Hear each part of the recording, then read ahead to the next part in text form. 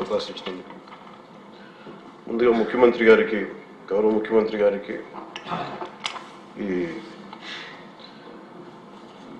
Excise policy మీద ఈ శ్వేతపత్రాన్ని సమర్పించిన విధానం చాలా లోతుగా ఉంది, సమగ్రంగా ఉంది.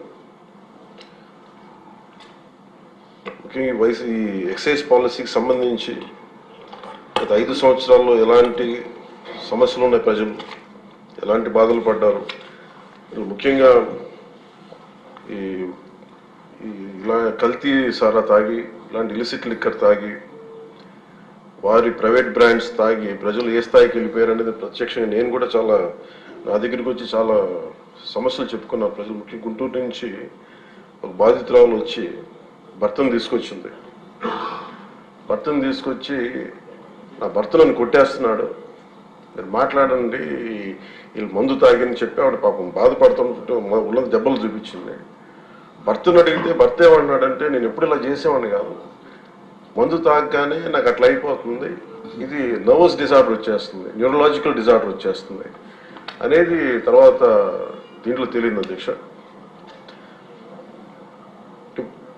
పూణె ఒకసారి అంటే ఇంకా విష్ణుకుమార్ రాజు గారు చెప్పినట్టుగా ఇది ఇంకా 3,000 కోట్లుగా చాలా లోతైన దోపిడీ జరిగింది. దీంట్లో లాస్ ఆఫ్ కన్సిడరబుల్ రెవెన్యూ దాదాపు 18,860 కోట్ల 51 లక్షలు అనేది ప్రాథమికంగా తేలింది. దీంట్లో అంటే ప్రజలకు కావాల్సిన డబ్బు, ప్రజలకి రావాల్సిన డబ్బు ఇవన్నీ కూడా ఎక్కడికి వెళ్ళిపోయినాయి. నిన్న ప్రధానమంత్రి గారు మనకి కేంద్రం బడ్జెట్లో మనకి 15,000 కోట్లు ఇవ్వగానే ఇందాక గౌరవ ముఖ్యమంత్రి గారు చెప్పినట్టుగా మనందరం చాలా ఆనందపడ్డాం. అంటే దీంట్లోనే నిజంగా 15,000 చిల్లర కోట్లు మనకు వచ్చిందంటే అసలు క్యాపిటల్కి ఇబ్బంది కూడా ఉండేది కాదు. పోలవరం చాలా వరకు అయిపోయింది. ఇవన్నీ పక్కన పెడితే అధ్యక్ష, నిన్న రివ్యూ చేస్తా ఉంటే ఒక 20,000 తీసుకున్నాడు ఒక అధికారి, మన ఏసీబీ వాళ్ళు తీసుకున్నారు, ఇంటర్ డిపార్ట్మెంట్ ఏమన్నా డిపార్ట్మెంట్లో ఎంక్వైరీ చేస్తాం అని చెప్పేసి ఒక రివ్యూ ఏదో కేసు గురించి చదువుతా ఉంటే తనకి కాంపెన్సేషన్ రావాలి, తనకి కోర్టుకి వెళ్ళారు. అది మాట్లాడుతున్నా ఒకటే అనిపించింది, ఒక చిన్నపాటి ఉద్యోగి తప్పు చేస్తే 20,000 రూపాయలు లంచం తీసుకున్నాడని చెప్పి లంచం తీసుకున్నందుకు ఏసీబీ ఎంక్వైరీ ఉంది, లేదంటే డిపార్ట్మెంటల్ ఎంక్వైరీ ఉంది. అలాంటిది రాష్ట్ర వ్యవహారాలు నడిపే ముఖ్యమంత్రి కానీ వారికి సంబంధిత సభ్యులు కానీ స్టేట్ ఎక్స్చెకర్కి 18,860 కోట్ల రూపాయలు పైచులకు ప్రప్రథమంగా ఇక్కడే మనకి తేలుతూ ఉంటే వీళ్ళు శిక్ష పడకుండా ఎలా తప్పించుకుంటారు? శిక్ష పడాలి. మనకి నైతిక బలం, నైతిక హక్కు ఎలా ఉంటుంది అధ్యక్ష? మనకి ఒక అధికారి 20,000 రూపాయలు నువ్వు తప్పు చేశావని చెప్పి ఏసీబీకి పట్టిస్తున్నావు. వీళ్ళేమో దారుణంగా 18,000 కోట్లు అటు ప్రజల్ని కనీసం వాళ్ళ క్వాలిటీలు మన లిక్కర్ మనకి తాగాలని చెప్పి ఎవరిని మనం కూర్చోబెట్టి మనం పెంపొందించట్లా. ఓకే, ఒక వ్యసనం అనుకోండి, దానికి ఏదైనా పేరు పెట్టుకోండి. ముఖ్యంగా మనకి మద్యపాన నిషేధం అనేది చాలా చాలా కష్టమైన విషయం, ముఖ్యంగా ఆంధ్రప్రదేశ్. ఒకవైపు యానాం, ఇంకోవైపు మనకి మధ్యప్రదేశ్, ఇంకోవైపు చూస్తే మనకి తెలంగాణ, ఒరిస్సా, తమిళనాడు, కర్ణాటక, ఇన్ని బార్డర్స్ని షేర్ చేసుకొని మద్యపాన నిషేధం అనేది ఇప్పుడు చాలా కష్టసాధ్యమైన విషయం. గతంలో కూడా చేశారు, సాధించలేకపోయాం. ఇప్పుడు రెగ్యులేట్ చేయాల్సిన అవసరం ఉంది.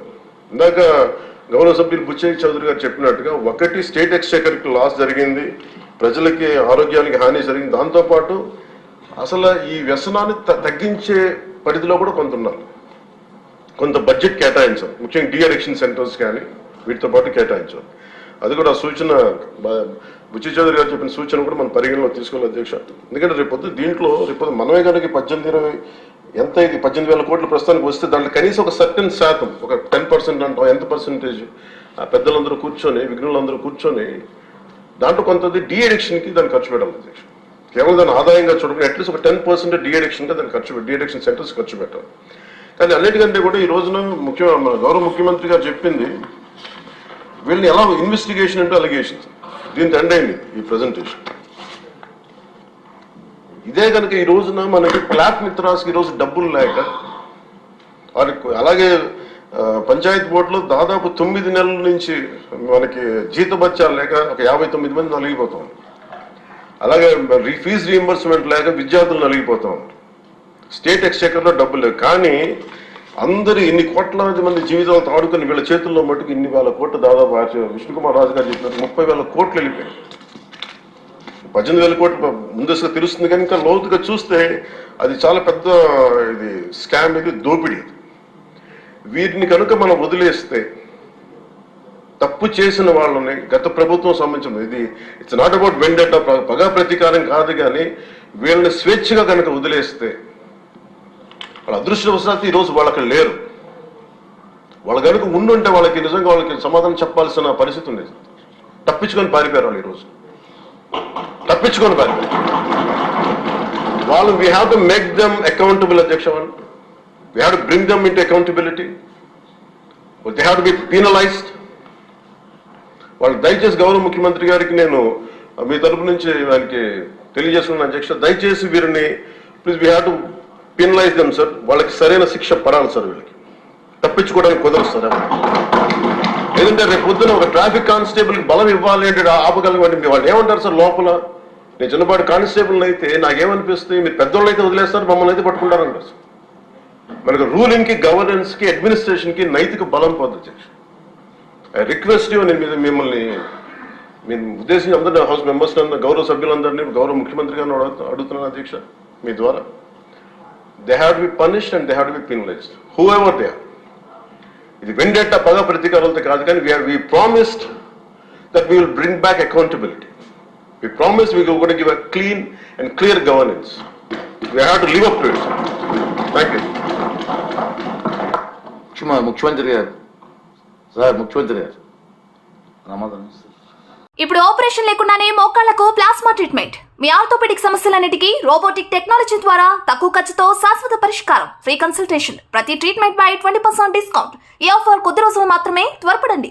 V9 hospitals 9281465842.